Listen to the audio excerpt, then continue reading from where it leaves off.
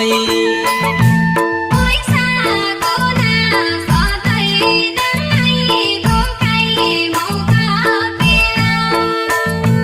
पैसाको नास सधैँ नाङ्गै भोकै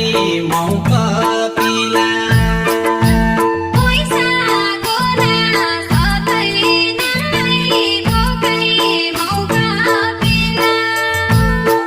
कचकच मसित